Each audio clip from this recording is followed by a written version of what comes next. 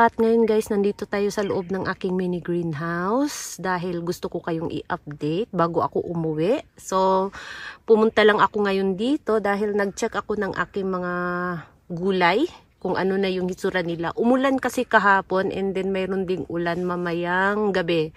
So, sumaglit lang ako dito and pauwi na rin ako. Bago ako umuwi, i-update ko muna kayo kasi nag-ano ako sa inyo na gusto kong ipakita sa inyo yung pink frill ko kung ano yung hitsura nila dito. Ayan. So, ito na yung hitsura nila ngayon guys. Medyo umano na sila. Nag-green na talaga sila. Hindi lang medyo, nag-green na talaga sila. Katulad netong aking jelly beans. Ayan. So, i-ano ko nga pala kayo konti kung ano yung lupa na ginamit ko dito. So, ang lupa nga pala dito guys, konting background, ay mabato siya. Tapos clay.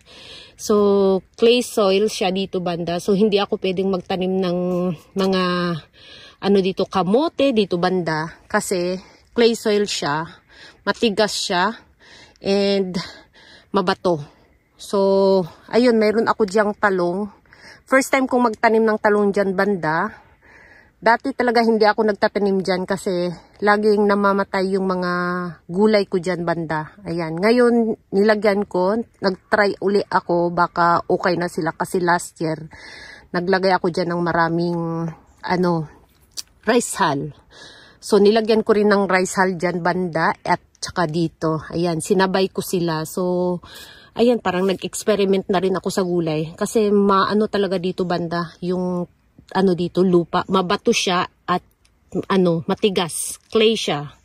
So, sa ngayon, so far, okay naman yung ko. Dinabihan ko kasi dito banda ng itong mga tinaniman ko ng succulents. Dinamihan ko talaga siya ng rice hull. So, ang lang, kapag sobrang dami ng rice hull guys, mabilis siyang matuyo. So, kailangan ko siyang diligan.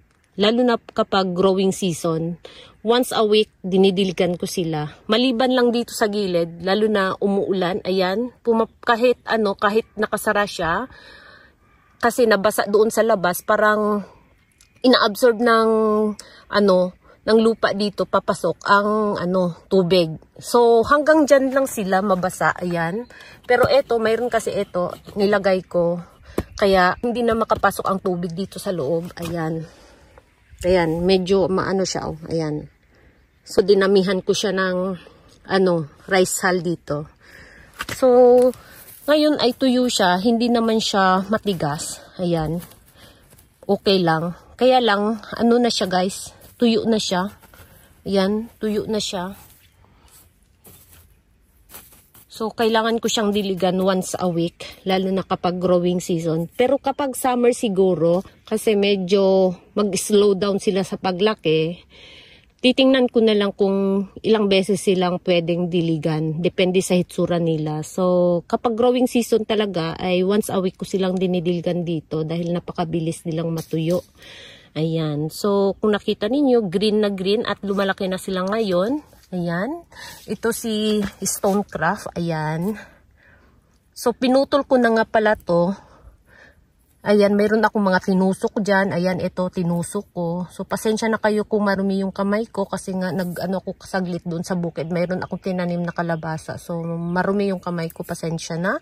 So, ayan, mayroong, nahulog na. Ayan, ang bilis matanggal yung dahon niya. Pwede nyo rin tong ipropagate sa dahon, si Stonecraft. At mayroon tayo dyang Marcos na green din. Itong parang si Leticia, yan siya, si Magic Gold. Ayan, kamukha sila ni Leticia pero ito nagiging dilaw siya. Lalo na kapag winter, yung gitnang rosette niya nagiging dilaw. At pumupula siya guys. Maganda si Magic Gold, kaya lang ngayon nag-fade na yung kulay niya. Dati nakatanim siya sa pot. Nilipat ko siya dito para lumaki siya ng konti kasi gusto ko siyang paramihin at i-propagate. Parang ganyan oh. Parang si Leticia, ayan. Diba ang laki ng mga Leticia ko? So, yun yung naisip ko. Maganda siguro kung ilagay siya direct sa ground itong aking Magic Gold para dumami siya at medyo lumaki siya, magkaroon siya ng baby, ganon. Yun yung naisip ko kaya dito ko siya tinanim. So, dati nakatanim sila sa pot. Ayan. Gusto ko siyang palakihin at paramihin. Tapos ito, Ito yung magandang i-propagate kasi green na siya ngayon. Itong jelly beans. Ayan, ang ganda ng kanyang dahon. Napaka-shiny si jelly beans. Tapos, mayroon tayo ditong si Bluebird. So, ayan si Rejoice. Malaki na rin. At parang nag-umpisa ng umulan. Ayan.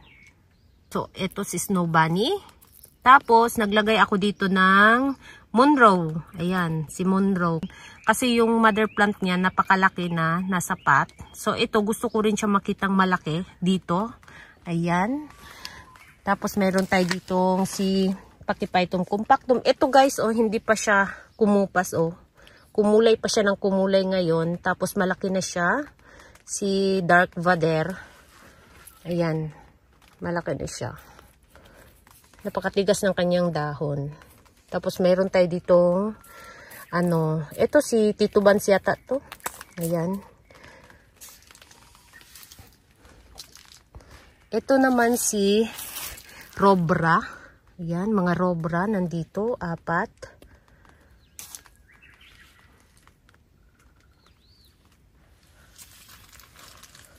So, mga Purple Delight. Ayan. And then, mayroon tayo ditong Leticia. Ayan. Hindi na siya mapula. Green na siya ngayon, guys. Tapos, malaki na. Mayroon na ding mga babies na lumalabas doon sa stem.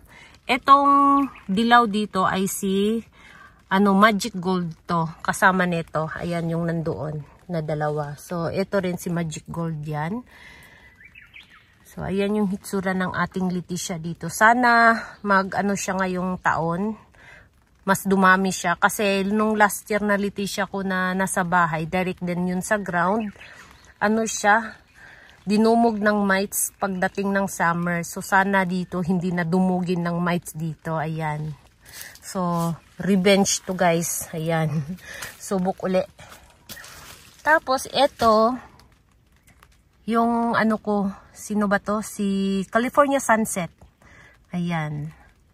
So, sinadya ko rin siyang ilagay dito direct sa ground kasi gusto ko siyang mabilis lumaki. Pag nakatanim kasi direct sa ground, parang sila, mas mabilis silang lumaki kasi nga yung ugat nila parang free gumapang sa ilalim ng lupa. So, kaya naisip ko siyang ilagay dito. Itong aking California Sunset. Maganda si California Sunset. Pink yung kanyang dahon. Nagpipink siya. Tapos yung si Adolphe yan. Ayan. So, ibang-iba sila ni Adolphe at si California Sunset, diba? Tapos, mga sedum. Ayan. Si Ronyoni ay, ayan, oh. Paikot yung baby ni Ronyoni ay dito.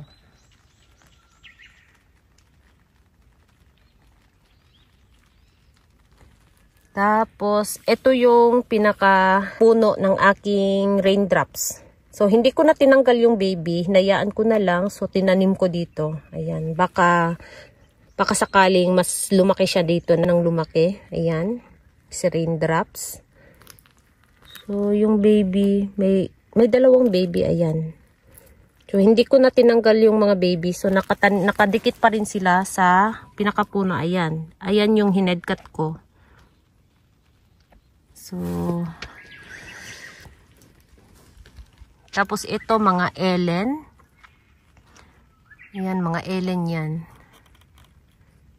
Dati nung tinanim ko sila dito, itong Ellen na to, hindi pa sila abot, hindi pa sila natabunan nitong dahon ni Takasagon Okina, itong malaking frill. So ngayon natabunan na sila guys. Ayan, natabunan na sila. So malaki na rin to. Nag-survive talaga siya sa winter. Kahit hindi ko siya tinabunan ng frost cloth or kahit walang nakatabon dito na frost cloth during winter time.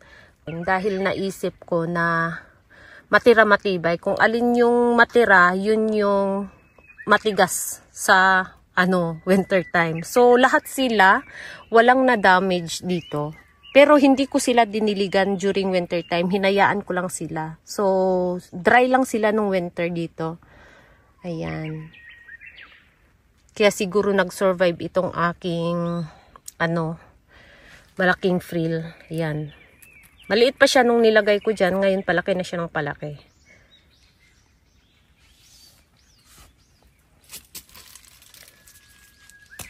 Tapos ayan, nag-lash na.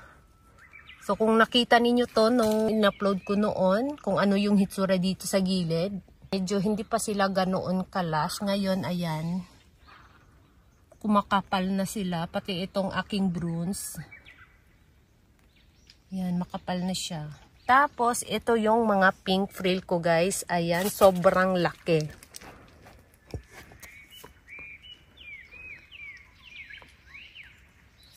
So, ayan yung hitsura nila guys. Sobrang laki guys. Ayan oh, itong pinakamalaki. Ayan. Kung nakita ninyo, sobrang laki niya.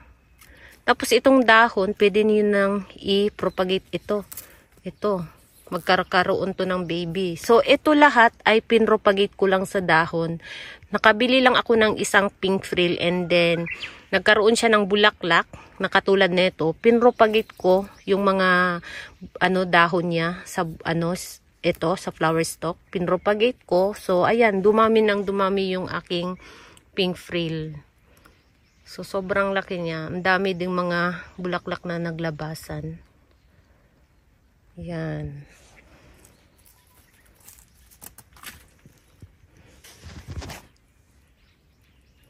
Malaki na rin ang ating moonstone dito. Yan guys, malaki na sila.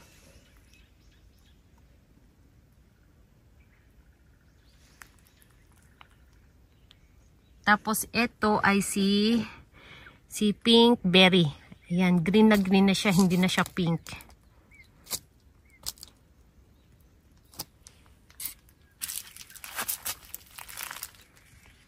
Tapos natabunan na ang ating clavata dito. Ayan, natabunan na siya guys.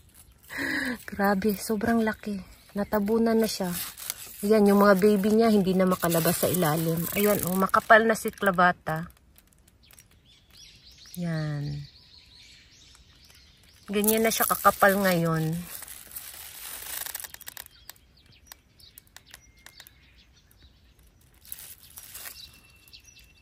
Tapos ito yung sabi ko sa inyo na Douglas Hunt ko. Na malaki pa rin yung dahon niya. Si Douglas Hunt.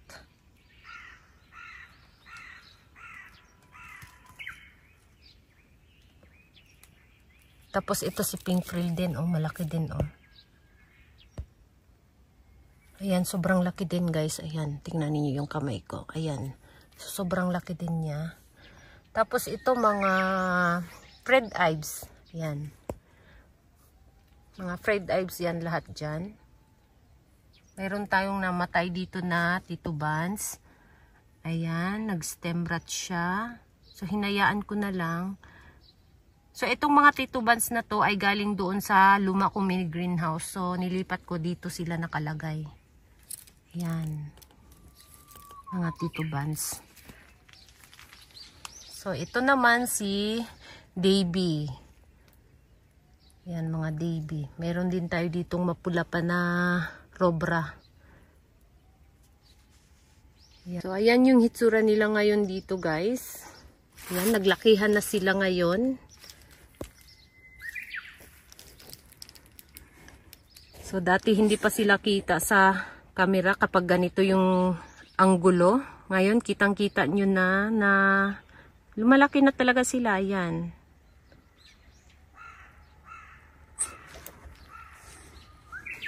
Ayan.